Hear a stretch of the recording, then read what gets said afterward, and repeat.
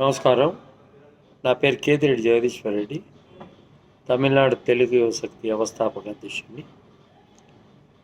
ఈ వీడియోలో నేను ప్రధానంగా తెలియజేసేది ఏంటంటే, గత కొన్ని సంవత్సరాలుగా ఈ తిరువన్నామలై అదే అరుణాచల క్షేత్రంలో ఈ తెలుగు వాళ్ళ రద్దీ ఎక్కువైందని కొన్ని రాజకీయ పార్టీలకు చెందిన నేతలు ఏదో మాట్లాడుతా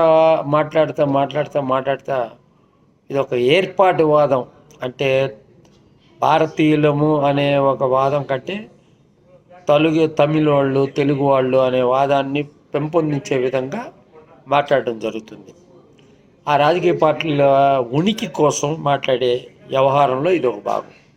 ఆ రాజకీయ పార్టీలు ఇప్పుడు సీమాన్ అనే అతను నాన్ తమిళన కక్షి అని చెప్పి పెట్టి గతంలో కూడా తెలుగు వాళ్ళ మీద అనుచితమైన వ్యాఖ్యలు చేయడం జరిగింది. ఇవన్నిటిని కూడా ఎప్పటి నుంచో మేము ఖండిస్తున్నామంటే ఇప్పుడు స్ట్రెంగ్త్ ఆఫ్ ద పీపుల్ చెన్నైలో అయితేమి ఇతర రాష్ట్రంలో అయితేమి ఉన్న జనాన్ని మెజారిటీగా తీసుకుంటే తెలుగు వాళ్ళే ఎక్కువగా ఉంటారు. ఇప్పుడు తిరువన్నామలైకి పర్టికులర్గా చెప్పాలంటే రమణ శాస్త్రంలో ఇప్పుడు కాదు కొన్ని సంవత్సరాలుగా తెలుగు వాళ్ళ యొక్క ఆధిపత్యమే అక్కడ ఉంది. అక్కడ ఉన్న వాసులు అయితేమి అక్కడ సేవాతత్వంతో చేసేవాళ్ళైతేమి అందరు కూడా తెలుగు వాళ్ళే. కానీ మీరు వచ్చి మీ రాజకీయ ఎజెండాలో భాగంగా తెలుగు వాళ్ళతో నిండిపోతుంది, తెలుగు బోర్డులు ఏంటి తమిళనాడులో అది ఇదని మాట్లాడడం జరుగుతుంది. మీరు ఒకటి గుర్తుంచుకోవాల్సినంత అవసరం అయితే తప్పకుండా ఉంటుంది. అది ఏంటంటే, తమిళనాడులో తిరువన్నామలలో తెలుగు బోర్డులు ఉన్నాయి, తిరుపతిలో తమిళ బోర్డులు ఉన్నాయి, అదేవిధంగా కన్నడ బోర్డులు ఉన్నాయి, అదేవిధంగా ఇంగ్లీష్ బోర్డులు ఉన్నాయి, అదేవిధంగా హిందీ బోర్డులు ఉన్నాయి. అప్పుడు మేము ఆంధ్ర రాష్ట్ర ప్రజలు తెలుగు ప్రజలు ఫీల్ అవ్వాల్సినంత అవసరం అయితే ఉంటుంది కదా. తప్పకుండా పుణ్యక్షేత్రాలంటే వాటికి ఒక విశేషమైన స్థానం ఉంది కాబట్టి ఈరోజు తెలుగు వాళ్ళ తమిళ వాళ్ళ ఎక్కువ మంది ఎవరు వస్తున్నారు అనే వ్యవహారం కంటే ఇక్కడ ప్రధానంగా మనం తెలుసుకోవాల్సింది ఏంటంటే, మీరు మీ యొక్క గొప్పతనాల గురించి మీరు మాట్లాడుకోండి. దైవభక్తికి సంబంధించి దేవుళ్ళ పట్ల చిత్తశుద్ధితో ఉండి తెలుగు బోర్డులు ఉన్నాయని చెప్పి మీరు మాట్లాడుతున్నారు. తెలుగు బోర్డులు ఉన్నంత మాత్రాన మీ వాళ్ళకే తమిళ వాళ్ళే తెలుగు బోర్డులు పెట్టుకుంటున్నారు, కానీ తెలుగు వాళ్ళు వచ్చి అక్కడ ఇరివిగా వ్యాపారం చేస్తున్న దాఖలాలు అయితే ఎట్టి పరిస్థితులు లేవు. రియల్ ఎస్టేట్ ఏమి ఇతరత్ర తిరువన్నామలలో మేము రియల్ ఎస్టేట్ చేస్తున్నాము, అది చేస్తున్నాము, ఇది చేస్తున్నాము అని మీరే చెప్తున్నారే కానీ ఎవరో తెలుగు వాళ్ళు చెప్పుకోవట్లేదు.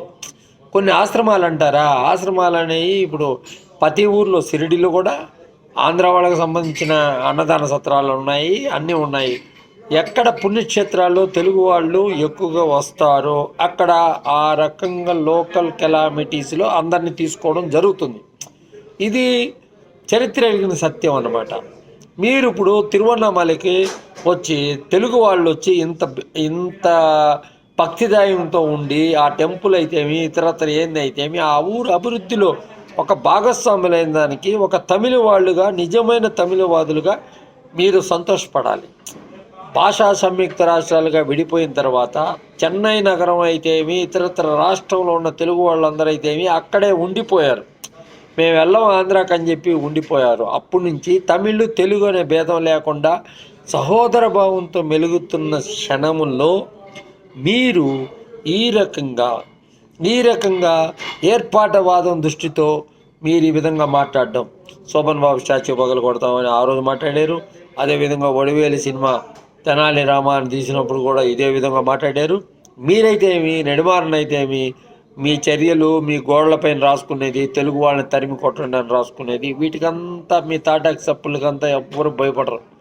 ఇక్కడ తమిళనాడు రాష్ట్రంలో భయపడే తెలుగు వాళ్ళు ఎవరు లేరు. మీరు ఏదో మాట్లాడుకుంటుంటారు, మీ ప్రెస్ కోసమో మీడియా కోసమో ఏదో మాట్లాడుకుంటుంటారు. ఈ వ్యవహారం ఏదో శృతి మించి రాగాన పడుతుంది, ఎక్కువ అవుతుంది. కాబట్టి ఈరోజు ఒక తెలుగు సంఘం అధ్యక్షుడిగా నేను ఇన్వాల్వ్ అవుతున్నా. గతంలో నేను తమిళనాడు ప్రభుత్వంలో ఎన్నో పోరాటాలు చేశాను. జయలలిత తెలుగు వాళ్ళకి అదేవిధంగా తెలుగు చదువుకునే వాళ్ళకి ఏ రకంగా కూడా చేయట్లేదని, అదేవిధంగా 2006లో కరుణానిధి గారు తెచ్చిన చట్టం నిర్బంధ భాష తమిళ బోధన చట్టానికి వ్యతిరేకంగా కూడా పోరాటాలు చేయడం జరిగింది. పోరాట పటిమతో ఉండి పోరాటంగా మేము ఆ దృక్పథంతో ఉంటాం, ఖచ్చితంగా ఉంటాం. అదేవిధంగా తమిళ కూలీలని తిరుపతిలో చంపినప్పుడు కూడా అదే చంద్రబాబు నాయుడు గారి ప్రభుత్వాన్ని కూడా నిలదీయడం జరిగింది. కాబట్టి మనము ఒక సోదర భావంతో ఉన్నాం ఈ రాష్ట్రంలో. మీరు మనము ఫ్రెండ్స్గా ఉన్నప్పుడు మీరు ఈ విధంగా ఒక ప్రజాస్వామ్యయుతంగా భారతదేశంలో ఈ రాజ్యాంగం మనకు కల్పించిన ముఖ్య లక్షణాల్లో ఒకటైనటువంటి ఎవరు ఎక్కడైనా నివసించవచ్చు, ప్రశ్నించే హక్కు ఎవరికి లేదు. అలాంటి హక్కు ఉన్న వ్యక్తులమైనటువంటి ఈ రాష్ట్ర అభివృద్ధిలో అన్ని రకాలుగా చేదోడు వాదోడుగా ఉండి మీ రాష్ట్రం అభివృద్ధి చెందేదానికి ప్రధానమైన ఒక కంట్రిబ్యూషన్ అంటే మా యొక్క కంట్రిబ్యూషన్ అనేది కూడా ఉంది ఈ తమిళనాడు రాష్ట్రంలో. తమిళనాడు రాష్ట్రం ఇంత అభివృద్ధి చెందేదానికి అక్కడున్న ముఖ్యమంత్రులు కానీ, మీరు పూజించే పెరియార్ కానీ అందరు తెలుగు వాళ్ళే. అదేవిధంగా ఇప్పుడున్న ముఖ్యమంత్రి స్టాలిన్ తెలుగువాడే. ఇవన్నీ మీకు తెలియదా? అన్నీ తెలుసు కదా. ఇప్పుడు తిరువన్నామలే ఒక భక్తుల ప్రదేశం అయిన దానికి మీరు ఇంత ప్రశ్నించడం కరెక్ట్ కాదు. మీరు ఇలాగే ప్రశ్నిస్తూ ఉంటే మేము చాలా ప్రశ్నించగలుగుతాము. మా హక్కుల్ని మేము పోరాట దిశగా పోరాడుకునే దానికి అవకాశం ఉంటుంది. రాబోయే ఎన్నికలు వస్తున్న నేపథ్యంలో తప్పకుండా ఈ రకంగా వంచబడుతున్న తెలుగు వాళ్ళని అన్ని రకాలుగా ఆదుకునేదానికి తిరువన్నామలలో ఏ రకమైన మీకేదన్నా ఇబ్బంది కలిగితే ఖచ్చితంగా మమ్మల్ని మీరు సంప్రదించవలసినంత అవసరం తప్పకుండా ఉంటుంది. ఆ దిశగా ఎప్పుడు ఏం జరిగినా కూడా మేము ఎట్టి పరిస్థితుల్లో ఏ వ్యక్తులు కానీ ఎవరు కానీ మేము ఎట్టి పరిస్థితుల్లో తిరువన్నామలలో కూడా మన తెలుగు అసోసియేషన్ బాగా ఉంది. ఆ తిరువన్నామల అయితేమి, అదేవిధంగా పక్కన ఏలూరు అయితేమి, అదేవిధంగా చెంగల్పట్టు అయితే ఇతరత్ర అన్ని దగ్గరలో మన తెలుగు విషయత్తు బాగా ఉంది. మీరు మాతో సంప్రదిస్తే, మీరు ఏ విధంగా ఇబ్బంది పడుతున్నారని సంప్రదిస్తే తప్పకుండా శ్రీమాన్ని ఎన్నోసార్లు ఎదుర్కొన్నాం మేము.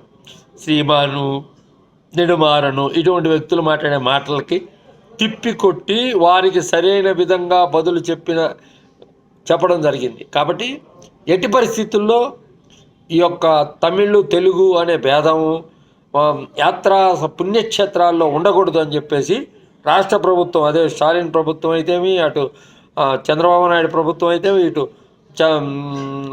రేవంత్ రెడ్డి ప్రభుత్వం అయితేమి, వీళ్ళందరూ కూడా ఆ రాష్ట్రానికి ముఖ్యమంత్రి దృష్టికి తీసుకొచ్చి ఇలాంటి ఏర్పాటువాదుల యొక్క చర్యల్ని తీవ్రంగా పరిగణించవలసినంత అవసరం అయితే తప్పకుండా ఉంటుంది. భక్తులందరూ తెలంగాణ నుంచి వస్తుంటారు, అదేవిధంగా ఆంధ్ర నుంచి వస్తుంటారు. వీళ్ళకి ఏంటి సేఫ్టీ, రేపు ఏదైనా జరిగితే ఏం సేఫ్టీ, అన్ని రకాలుగా రాష్ట్ర ప్రభుత్వం కల్పితో మాట్లాడి అన్ని రకమైన చర్యలకి పూనుకోవాలని చెప్పి అదే మాకు తెలుగు వాళ్ళకి, తమిళనాడులో నివసించే తెలుగు వాళ్ళకి మీరు ఇచ్చే నిజమైన ఇది స్ఫూర్తి అని చెప్పవచ్చు. కాబట్టి ఏంటంటే ఈ రాష్ట్రంలో మేము స్వేచ్ఛగా జీవించగలుగుతాం అనే ఒక స్ఫూర్తిని మీరు ఇచ్చినట్టు అవుతుంది. కాబట్టి తప్పకుండా ఆ దిశగా స్టాలిన్ను అదేవిధంగా అడుగులు వేయాలని చెప్పి నేను డిమాండ్ చేస్తున్నాను. Thank you.